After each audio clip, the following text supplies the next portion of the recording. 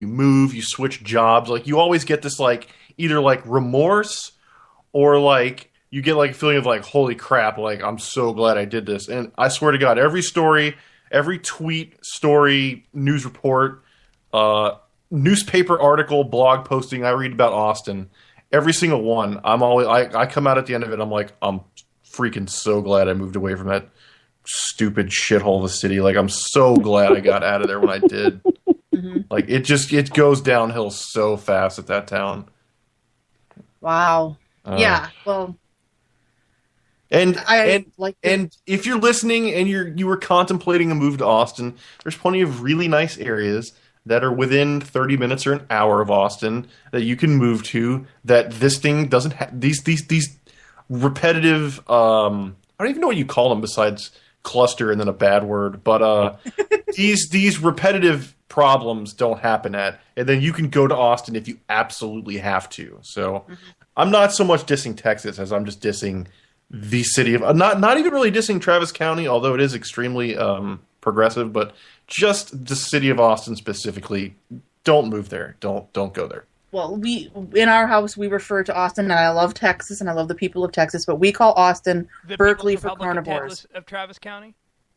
Say that again. The People's Republic of Travis County? The People's Republic of Travis County, but we refer to Austin as Berkeley for carnivores. Yeah, that works too. Mm. Yeah, that's been pretty much. a long running joke in our house. So, well, Berkeley for carnivores. So, Taylor, I have a tweet from you, and it's a question. Okay. December 8th, and you were asking at Felony Jones, is that Nerf or an actual cheese football?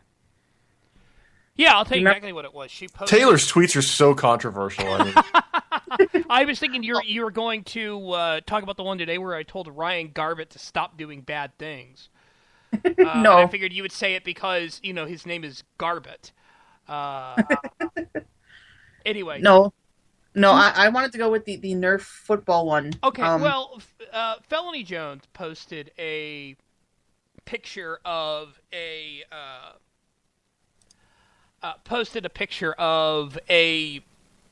yellow football, which looked like it was, it was made of cheese, and it was her basically saying, "I pulled out the yellow football to, for luck, or the cheesehead football for luck, or something like that."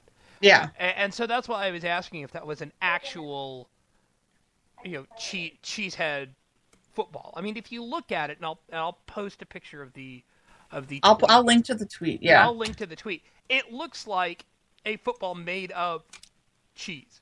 well, don't leave us hanging. Was it actually made of cheese or No, or was no, it- no, no. It was a Nerf-esque. Oh, Yes, oh. it's part of the whole cheesehead family of gear, and I had to pick that one because being a Wisconsinite, the cheesehead is pretty big up here, and it was actually kind of made as a joke back, I believe, in the late '80s, where a guy took a piece of foam, drilled some holes into it, put it on his head, because people call us cheeseheads because Wisconsin is known as the dairy state, and it was meant kind of as a pejorative. Well, they ran with it and they turned it into this giant company where they make not only the classic cheesehead, but the football that you saw. They make cowboy hats, they make hats for kids, they make top hats, baseball hats out of this foam cheese product. So it is a big thing here in Wisconsin that somebody's making quite a bit of money on. And so I saw that tweet because I retweeted it actually because that was during the Packer game. So I wanted to ask you about that one because it does look like a real hunk of cheese. Well, but yeah, it does. If you look at it, it looks like a real hunk of cheese. yeah, they're really dense, and I don't have the story up in front of me, but I'm 99% certain that there was a story that a cheesehead saved a guy from, it was either a car accident or I want to say a plane crash.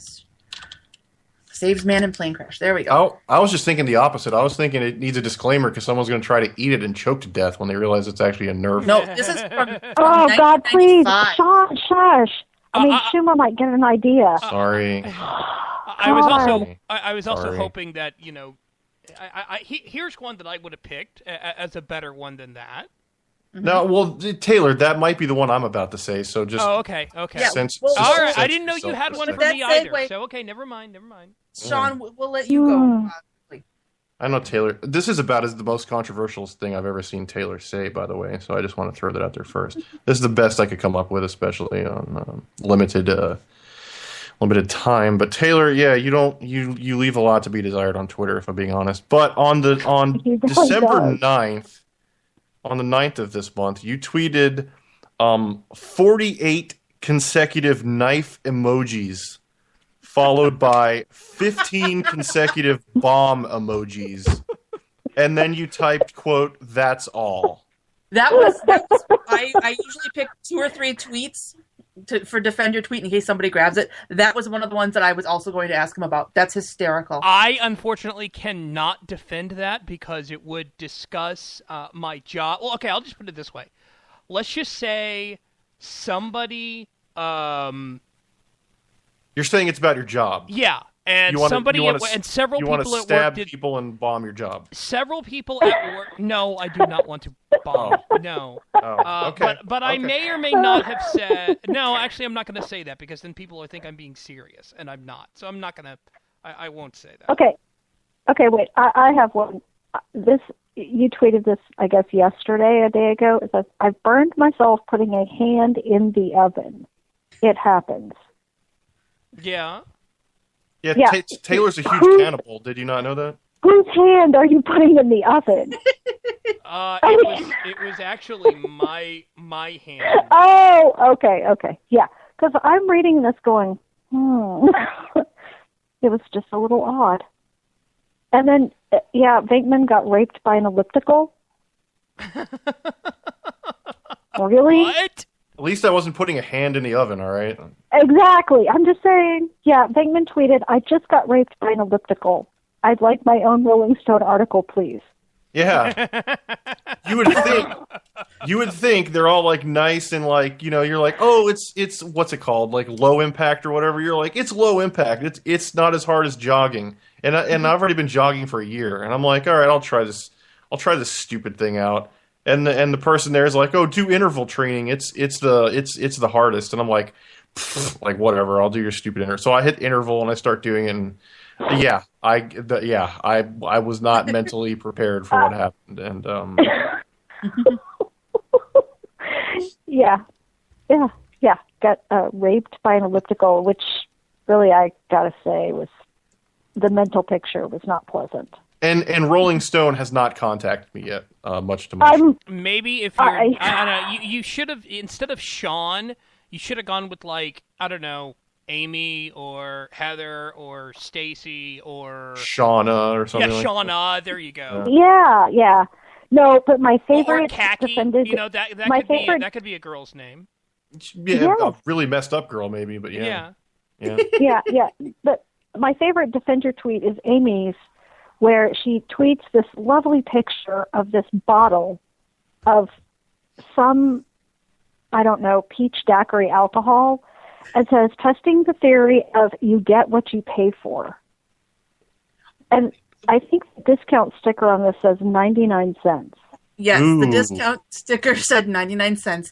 Dave bought it thinking I would enjoy it. He stuck it in the freezer. And then, he kind of poured it into a glass, and it was slushy, and it was awful. It tasted like melted down peach rings. And So you're saying you really do get what you pay for? you get what you pay for, and I would not pay 99 cents to experience that again. I don't even think I was able to finish the whole thing because it was just cloyingly sweet. See, at least me getting raped by an elliptical was free. I didn't even pay 99 cents for that. Exactly. So, All right, Amy. While we're on the subject, I had a tweet for you to defend, but I realized that I don't think you have to defend this tweet because on the 4th of December, Jim Dalrymple, I'm guessing that's Jim Dalrymple II. Sorry, I want to be 100% authentic. Said Flava Flav is at the protest in Ferguson, and then posted a picture to that. And you quoted him and said, "I thought he had passed away." I honestly and truly thought that he had died. But then I realized we all thought he was dead, so there's nothing... I knew he was still alive. Oh, Okay. great. Well, Creepy producer dude knew he's still alive. But everyone What? else... Wait. Everyone else thought he was dead. yeah. Flavor and Flav? the thing is, No, I knew he was still alive because he just did that reality show years ago. But people still, that was years ago, and I honestly, Yeah, but I knew he was still alive. If you had put me on Jeopardy and made me bet money, I would have pulled a Cliff Clavin and bet it all that he was dead, because I thought in my head I thought he had died. But I have to tell you that in the video that the tweet links to, he looks like he doesn't really have a clue why he's there. I mean, it's a 6-second vine, so take that for what it's worth, but he looks lost. All right, Yeah. so I guess we'll do one more so Heather doesn't feel left out. Heather, Oh, God. Heather, you tweeted, quote, being a godless heathen and all, can anyone explain to me WTF the Christmas story has to do with illegal immigration? Because no. Yes. Okay, because Obama said that we should look at the Christmas story and then think about illegal immigration as there was no room at the inn. Like the shoots, And- like Really? he shoots himself. He shoots Yes. himself in the eye. Christmas story, or like the No, story. like the actual biblical Christmas story of Mary and Joseph with, she's pregnant with Jesus, and they evidently immigrate to Bethlehem. I was thinking And of the then shoot your there's eye out. no room at the inn, so she ends up giving birth in a manger, and somehow that is supposed to relate to illegal immigration, which I thought was rather odd because, number one, they were going to Bethlehem for a census count or something, I thought. Exactly. Again, I'm the godless heathen, so I'm not really sure, but I've since you're right. learned that they were going to Bethlehem to be counted for the census, and there was no room at the inn because it was so packed because everyone was going to Bethlehem for the census, and it had nothing to do with illegal immigration. They did later evidently immigrate to Egypt, which was still part of the Roman Empire, so that would not have been illegal immigration either. Yeah. You are exactly right. I put a link to the original tweet up in the chat room that I saw, because I think you were responding to my comments on it, and how his stupid assertion is just It's just stupid. It is stupid. You hear what he said today, the biblical scholar that he is, that the Bible says Yeah. people in glass houses shouldn't throw stones. Yeah, it Like, doesn't. It doesn't actually say that. No, it doesn't actually say that at all. Ever, anywhere.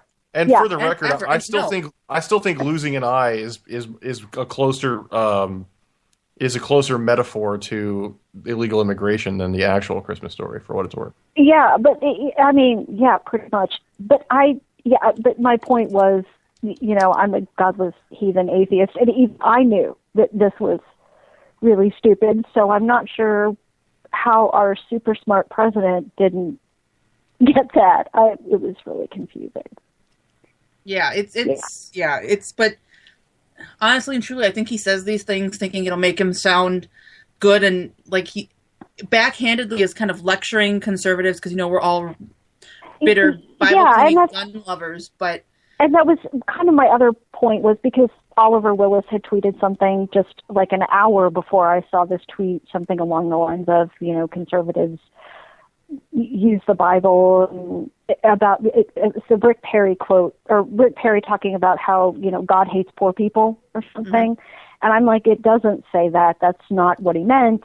That's what Rick Perry said is actually in the Bible, and you're just misinterpreting it. And my point was, again, I'm the godless heathen. I don't understand why you can be, or how you could possibly be so stupid about what the Bible actually says. But that's just me. Exactly. No, and you're absolutely right. We are actually at the bottom of the hour, so we are going to take a few minutes for a break, but we will be back afterwards, 3 or 4 minutes. So please stick around. This is the Modern Comments Radio Show on Vigilant Liberty Radio, and we'll be back in a few minutes.